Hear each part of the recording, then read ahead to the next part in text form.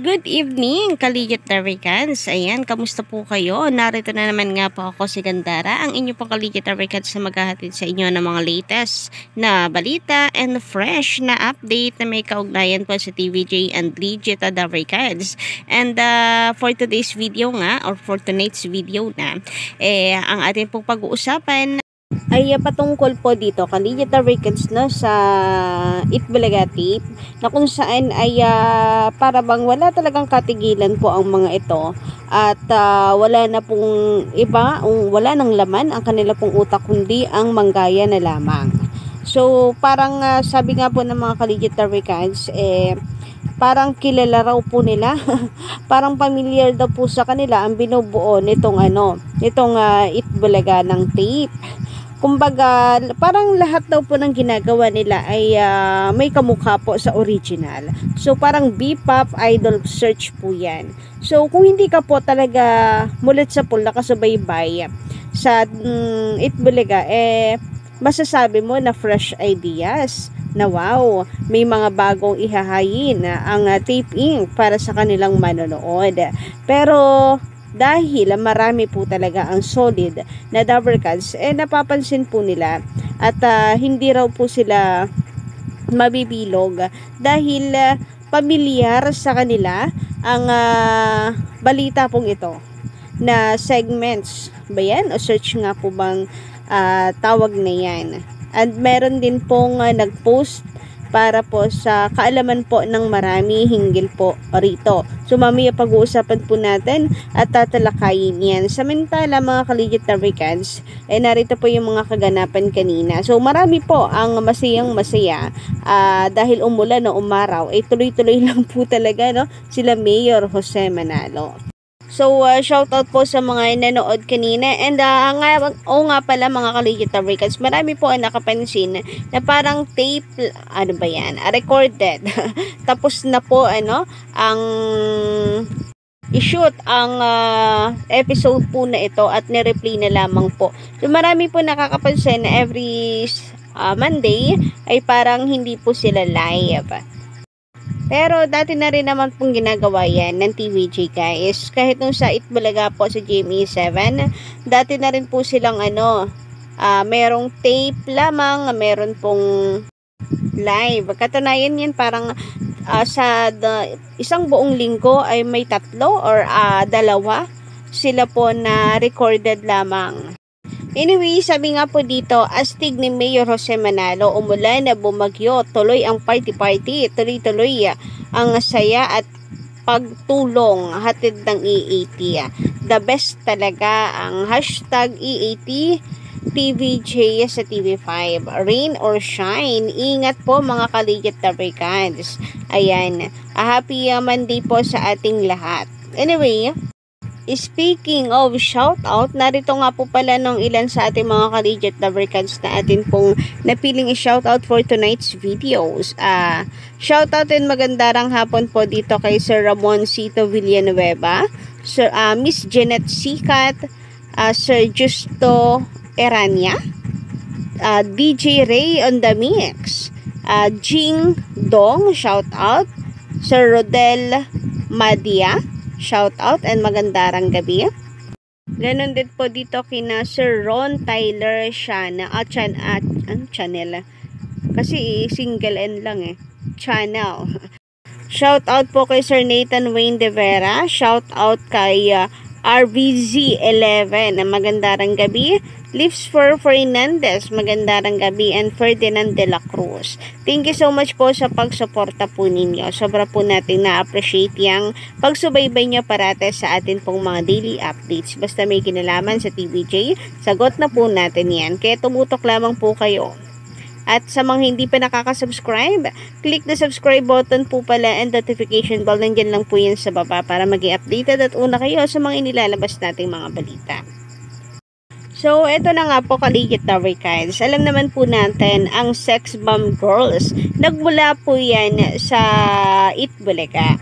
At Itbulaga po ay nagpasikat sa kanila ang sex bomb girls ngayon talagang icon na pong matuturing yan. Marami nga po ang naghahangad na sana ay maging kompleto po ulit sila at makita naman po sa EAT show. Pero alam niyo po ba na ang sex bomb ay tila raw ba gustong gawan at gayahin ng Itbulaga ng Tape Inc. na kung saan eto nga raw po parang gusto po nilang bumuo ng B-pop search ba yan? So parang girl group na kung saan ay pamilyar at magagaya nila ang sex bomb. So narito po ang post ng isang netizen na kung saan napansin po ito. Sabi dito, #tape, #itbulaga, #bpop idol search is a reality survival segment attempting to create own masa-based #ppop girl group. Ayan. Parang ang ganda pakinggan. Parang fresh idea. Pero sabi dito, in reality, despite of singing, dancing style differences, it will actually copy the #TVJ made masa-based sex bomb girls. #digital records may SB19 sa AAA. So, ayan makakapi nga raw po nito ang TVJ made masa-based na sex bomb girls. So, kayo po ba kaligit na records, ano ang inyong say sa post na ito ni Makoy Canla? So, shout out and credit po sa post po ninyo. So, pa-comment na lamang po mga ka-OG dyan sa baba ng inyo pong opinion hinggil po rito para mababasa po natin yan sa mga susunod po nating update. Samantala, kaligit na records, sabi dito sa komento ni Win Chab, matatag kasi ang mga solid lubricants pag nagbigay ng suporta. Kaya kahit anong black propaganda, character assassination or dirty tactics pa yan, pa ang gawin ng mga kalaban, di nila basta-basta mapapaniwala mga solid lubricants. Sabi naman ni Shirley Villanueva, wala silang panama sa EAT. Legit lubricants mula noon hanggang ngayon. 1979 to 2023. So, hinggil po dito sa suporta, sa matter of fact po niyan, kanina, YouTube pa lamang po, umabot na ng 100,000 po ang viewers po nila. Samantalang ang Itbulaga po, hindi na natin clinic, pero nang makikita naman po natin doon kung ilan po yung nanonood sa kanila, parang hindi man lang po umabot ng 2K, yung naabutan po natin parang 1.8. Kung tumaas man po yan siguro, isarado na po natin ng 2,000 or dagdagan pa natin, gawin pa po natin 2,500. Ano naman pong habol noon sa 120,000 viewers po ng TVJ sa YouTube. Kahit nga gawin po natin na 5,000 ang nanood sa kanila, nagmumukha pa rin po silang ipot lamang ng supporters po ng TVJ. So, ganun po kalaki ang lamang. Ni hindi po kalahati, ni hindi man lang po sila maka 1/4 sa viewers ng TVJ. So, Lunes pa po yan. Alam naman natin kapag ka-Lunes, nako, marami pong tao ang hindi po absent sa kanilang trabaho. Marami pong tao ang siyang balik trabaho na naman, balik pasok na naman. Kaya naaapektuhan din po ang viewers. Naapektuhan rin po ang TV ratings, ang views sa social media. Pero kahit po ganon, ang taas pa rin ang kanilang live viewers. Sabi naman dito ni Miss Fallen Angel, tanggapin ang kasalanan ninyo, it's showtime. Walang kinalaman sa inyo ang EAT, ang grupo ng social media ng mga abogado ng Pilipinas ang magdidesisyon na magbigay sa inyo ng kaso at suspension. So, ito, about po sa kay Vice Ganda, talagang talagang pinipilit si Vice na siya po ay mag-public apology. And ayan nga, meron pong nababalitaan tayo na kaso, etc. So, good luck na lamang po. Pero sa showtime, hindi naman natin hinahangad na mawala yan dahil rin naman at the end of the day, entertainment pa din po yan eh. Isa rin yan sa bumubuhay po ng television. Kasi alam naman po natin, unti-unti na pong nawawalan ang tao ng gana sa TV. Puro social media na lang, sa cellphone na lang nanonood. Pati nga sinehan ngayon, nababaliwala na rin eh. Kasi meron naman ng Netflix, di ba? Pero ayun nga, hindi naman natin nahangad na mawala po ang Showtime. Kaya wag naman po masyadong bitter ang mga panatiko nitong Showtime sa mga legit Derby Cats dahil ano ba namang malay namin sa ginagawa nila Vice Ganda. Di naman namin kasalanan kung gumagawa po sila ng violation na alam naman po nila na may warning na po sila.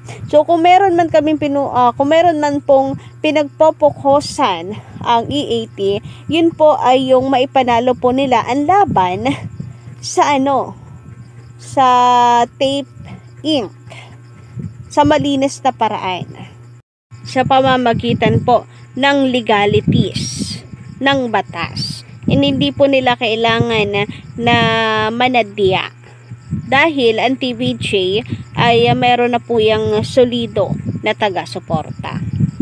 Anyway, sabi pa nga po niya dito, natanggapin ang pagkakamali nyo at wala lalong kasalanan din si MTRCB Lala Soto dahil nag-inhibit siya sa botohan para pagdesisyonan ng mga abogado ang desisyon. Huwag kayong bobo or bob dahil hindi nakikialam si chairwoman dahil ayaw niya mabahira ng politika ang MTRCB porket anak siya ng isa sa TVJ. Tama ang ginawa niya, mag-inhibit, kaya kung matalino kayo, alam nyo.